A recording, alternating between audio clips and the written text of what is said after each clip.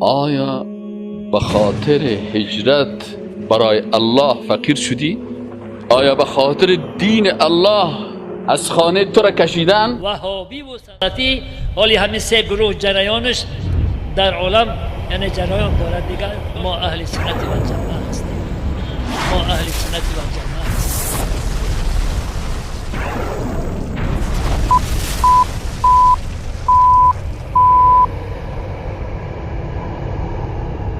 دیگر خوش نباشد ما اکثری آنها را نامهاشان در پیش استاد کل یعنی ما تعلیم گرفتیم که جوانان هوشیار شوند که حاضر عقیده ها را باید ما و شما پاسبانی بکنیم.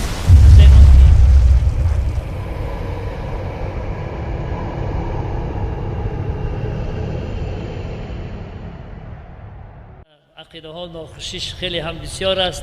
انا شکر کنیم که از همین عقیده های پوچ فرزندان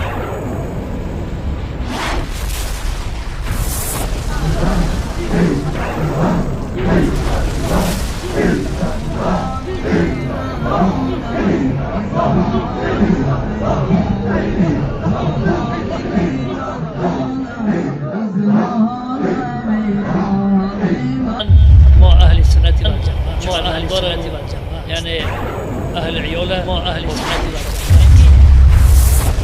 جماعت که این مسئولیت در دوش پدران و مادران است.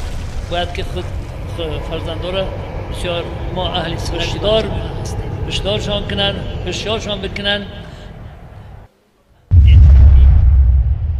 پیش راه این عقیده های پوچ گرفتنمون واجب است. هشیاری کنیم که مردم ما زمانی که اسلام قبول کردن ما اهل سنت و جماعت هستیم.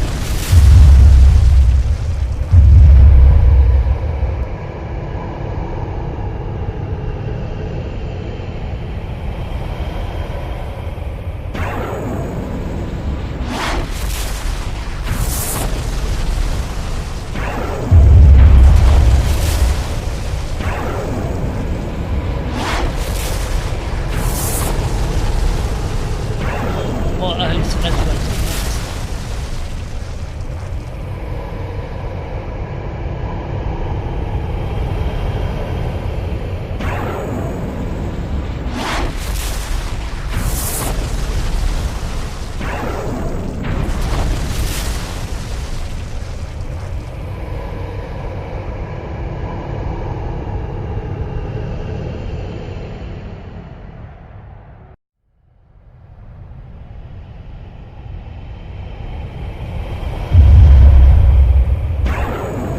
ما اهل سنت و جماعت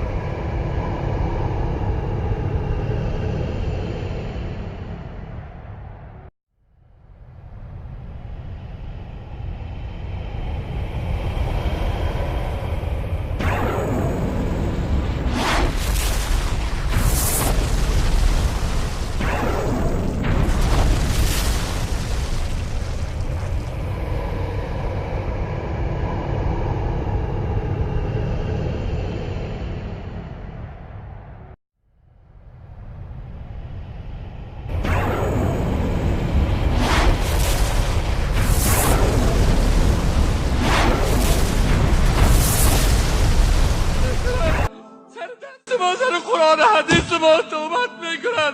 امروز در امریکا و اروپا دشمن اسلام قرآن در میتن و بازم میگن یا رب العالمین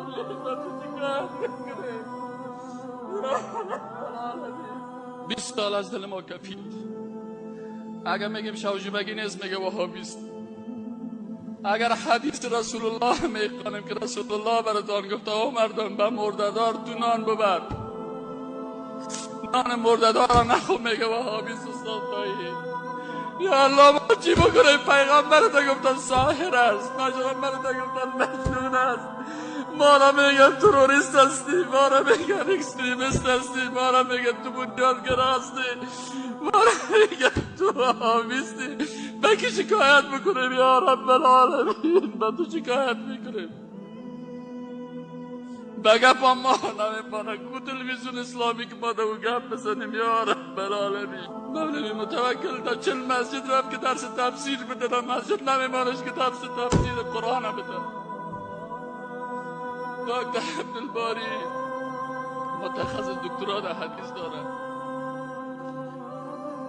دکتر صبریه که در تفسیر، عبدالقدوس راجی در تفسیر تخصص داره.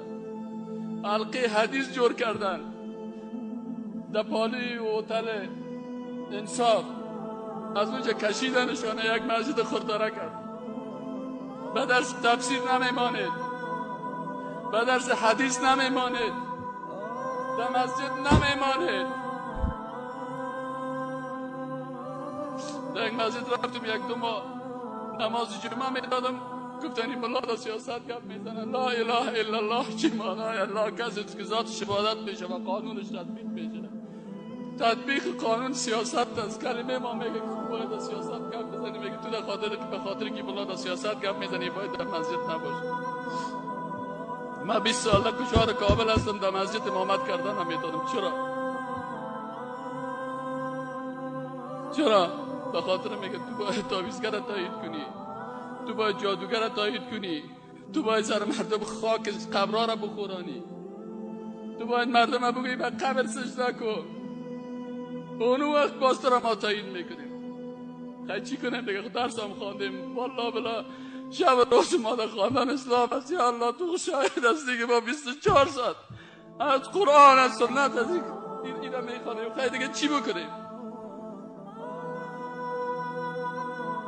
هم میکشن ما را، هم چهار دختر ما را با حجاب به حجاب میسازن، هم ما را از بالا پایین میبردن، هم پس خود ما را متهم میکنن و سر ما توبت میکنن و هم ما را بگت زدن نمیمانن. که ما بگت مانده که ما گرد نزدیم. افغانستان ستم دیده است، ظلم دیده است، حکمت ها آمده سرازیر شده، هر کس یاره خشپه کرده دیگه. ظلم ها خیلی زیاد شده دوستا، خود ظلم عقیده و ظلم علم و ظلم دین خیلی زیاد سری ملت شده. هر کس دکانداری جور کرده و این مردم به سجده خود دعوت داده که بیا پای مرا بلیس، آب دست مرا بشوی جانتا و ایره دوا جور که. هر کس گفته که با مجرد از خانه میبریم در چفک مردم استاد شود. ظلم دین زیاد شده. این مردم قابل ترحم و شفقت و دلسوزی هست. شما جوانا علم بیاموزی، خودم مسلح بسازی. با کدام صلاح؟ با صلاح قرآن و حدیث، با صلاح علم. اولاد مردم درس بده، تعلیم بده، این ملت به خیرخواهی دعوت بده. توی ملت ببین این دنیای کفر آمده رایست. کدام درد ما اول گریان کنیم؟ این سیاست با عفت و با حجاب ما، با عوض از اینکه طفل خدا در سوریه از زیر بال بکشه اول چادری خدا جمع کرده در جانی خود است. این ظلم کفار کلگی میبینه، با چشم سر میبینه. نکو دوستم، نکو مرا بگذار که کتاب الله خورده تا قا گذاشته شده بود.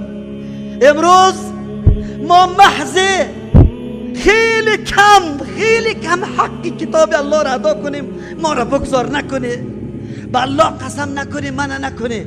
این کتاب الله سرتون شاهدی میده. این حدیث پیغمبر سالا بسته شد، کتاب کلان شد، در مدرسه دوری حدیث خوانده شد. بانکی در مسجد ما در دیقانم حدیث رسول الله، امی حدیث برش بخوانم. نکو سر ما و دولت و قوم او عالم، او کسی که سر دین واقعا غیرت داری و دل میسوزونی، همین مردم است که ملت دعوت به سوی قرآن و حدیث میدن. دین عام شوه.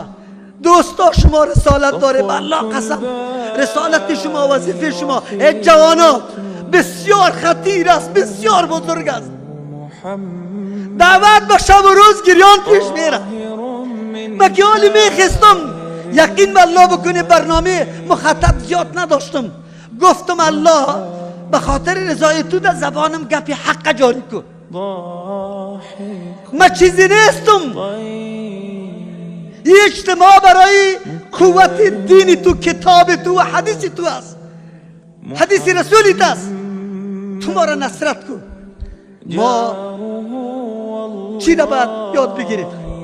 اگر محبت رسول الله صلی الله علیه و سلم در قلبم باشه، واقعا از نفسم که در رسول الله مقدم باشه و الله مقدم بگردانه، باید قدم به قدم نقشه پیغمبر را یاد بگیرم، بعد از او تعقیب کنم، بعد از او عملی کنم. عزیزا من میفهمم که قربانی میده. از سری بدخشان شما باور به الله سبحانه و تعالی بکنه. یک مولوی صاحب برام زنگ زد که مولوی صاحب الله کرایه محترم الله قسم به قرض پیدا نکرد. امروز عالم ما از کدام نقطه سر حاضر شده در این جمعیه پیام بگیره، بفهمه، درک بکنه مسئولیت خدا. من چی مسئولیت دارم؟ و عزیزا میتونیم 10 دانه اطفال مردم در گرد خود جمع کنیم.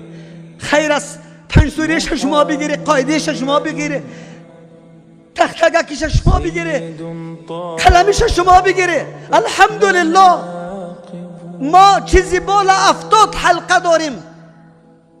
از خواهراس الله در عمرشان برکت بندازه به خاطر رضای الله. با وصف امی قدر قیودات میایه، امی تعلیم قرآن حدیث با اطفال میکنه، عقیده را با اطفال میکنه. تعهد کنیم که ما همه ما فقط در توی، در جنازه، در تمامی گپا پیروی رسول الله صلی الله علیه و سلم میکنیم و هر کدام ما امی امید و آرزو را داریم یا نداریم؟ داریم. شما بگویید عمل کرد ما، دعوت ما تقریری خیلی زیاد است، با هم که امی مردمی که سالا علما در گوششان پف کرد، تقریر کرد، تبلیغ کرد، ذهن از او را پر ساخته، در عمل تو بری مردم عوام ثابت بساز که واقعا تو پیروی کیستی؟ پیروی رسول الله صلی الله علیه و سلم است. بیا که در عمل ثابت بکنیم، دعوت عملی بدیم. عزیزان گرامی، مردم هم میفهمه، مردم حالات و وضعیتش هم میفهمه، گناه نداره مردم عوام بیچاره. خود دشمنا و دسیسه های خیلی فراوان دنیای کفر است که اینجا کار کرده رویست. امی علمای خودم یقین به الله سبحانه و تعالی بکو، بس اوقات ما میگم ملامت نمیکنم. چرا؟ یقین بکو عالم ما که وقتی فارغ شده امو کتابه که خود چرمی پوش کرده، گل در بغلش کرده، امو را نگاه کرده، یک کتاب شرح حدیث قطش نیست، یک کتاب تفسیر قوی معتمد قطش نیست. و بیچاره از کجا بیان کنه؟ و ما پیام ما به همه علما، به همه اقوام که ما را به نظر بد میبینه، اما عیب و نقصان ما را امیتونن گشنما کنه، به چشم و سر ما میپذیره. خود تهمتای ناحق سر ما نچسبانه، حوالای کتابای گم سرگم بر ما نده، سر ما تهمتا بسته نکنه. تهمت گناه کبیره هست. الله سبحانه و تعالی از شما سوال میکنه، باز چرا ما را متهم به این گپا میکنی؟ همین نعره را بالا کرده، تحقیق بکنه. وهابی در افغانستان هست. وهابی کی را میگه؟ در یک مجلس نشسته بودیم در این روز، در این جمعه گذشته، میگه وهابی خوار هفتم روا میداره. نعوذ بالله. کی گفته؟ هست کسی؟ اگر تو یک دفعه برش کافر میگی، من 1000 دفعه برش کافر میگم. خوار هفتم نه، هر خواره که کسی حلال بداره نکاح شما برادرش چی است بگوی شما کافر است. چرا این افواهات؟ تو دولت هستی، تحقیق میکنی، استخبارات داری، امنیت داری، از نانی ما خبر داری، از این گپا تو خبر نداری؟ از چینلای شاگان نیستی؟ این گپا را کی دامن میزنه؟ و دسته مردم در سر کو نکشانه، و دسته مردم نکنه که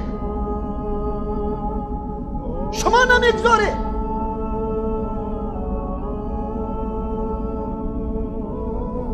ما کدام طرف بریم؟ وقتی مسجد ما به امن نباشه کدام طرف برم؟ وقتی ما به سنت رسول الله عمل کرده نتونم ما کدام طرف برم؟ وقتی ما در عقیده خود آزاد نباشم کدام طرف برم؟ وقتی ما به حجاب ماندن سیاست خود و ریش ماندن خود آزاد نباشم کدام طرف برم؟ تو حکومت برای ما راه مهیا بساز که ما راه خود پیدا بکنیم که همون طرف بریم. قانونی تا بگذار که بله ایتوری ریش ماندن، نماز خوب خواندن، سنت های پیغمبر عملی کردن این جرم است. تو فتوا بدی سیسته ما می وطن ترک میکنیم میرویم طرفی دیگه. ولی اگر میگه نه اینجا یک مذهب حنفی است دیگه گنجایش نداره، کی سری ملازم کرده فرض کرده مذهب حنفی را؟ تو پیروی کتاب الله و سنت رسول الله نیستی؟ بیا به دلایل. کی سر ملازم کرده که ما دنبال امام شافعی رحمه الله یا احمد بن حنبل یا امام مالک رحمت الله علیه دنبال کدام عالم بروم؟ این از کدام جای دلیل داره؟ کی سر ملازم کرده؟ عجیب است.